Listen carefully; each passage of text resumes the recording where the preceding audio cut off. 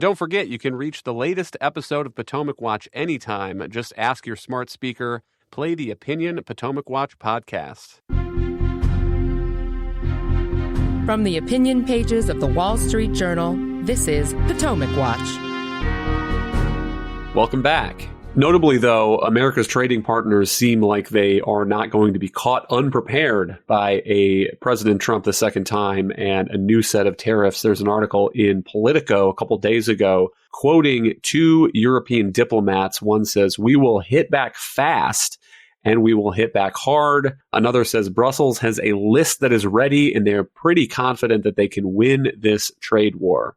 Another example you can cite from the first round of Trump tariffs is Harley-Davidson. The European Union put tariffs on Harley-Davidson motorcycles as a result of that in order to allow it to compete and continue to sell on a competitive basis. Harley moved some of its production for overseas customers to Thailand and out of the United States. So that is one example of how this can hurt American workers and American jobs.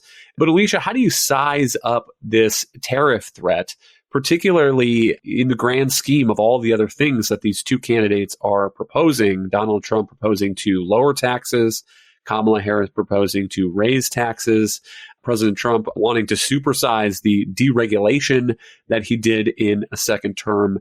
How do you think voters should weigh the idea that he might simultaneously be preparing to launch some kind of serious and sustained trade actions that could lead to an overall trade war? Well, I think you can't discount the possibility, though you have to recall in 2016, he actually promised an across-the-board 10% tariff, and he didn't end up doing that. He did mostly use them as leverage, whether it be against Mexico or China, to gain some kind of concessions, often on foreign policy. He likes to use them or float them as an all-purpose household remedy.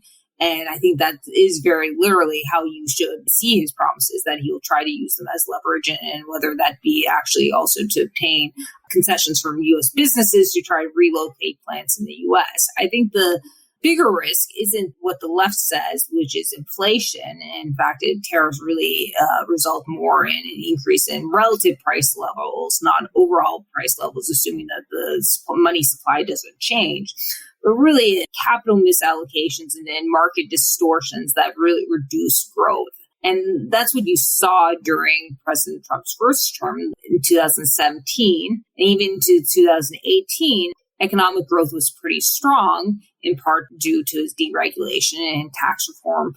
But growth really tapered off in 2019 as the effects of his tariffs and the retaliation, all that uncertainty that created for businesses took effect. And I think that really is the bigger concern with the Trump presidency, is that with this kind of economic uncertainty, that all these tariffs and then the retaliation and the reorientation of supply chains to try to avoid the tariffs, which is really inefficient. And I think it would really be a drag on growth. On the other hand, you look at Harris's plan, which is more regulation, would have the same kind of deleterious effects on businesses and also capital allocations. It would just distort it by other means. And you have to recall also that I think she would probably keep all the Trump and Biden tariffs. And you really wouldn't see much trade growth under her either. So voters have to weigh these. There's probably more of an upside with the Trump presidency, though the risks could also be greater. Thank you, Alicia and Monet. Thank you all for listening. You can email us at pwpodcast@wsj.com. If you like the show, please hit that subscribe button, and we'll be back tomorrow with another edition of Potomac Watch.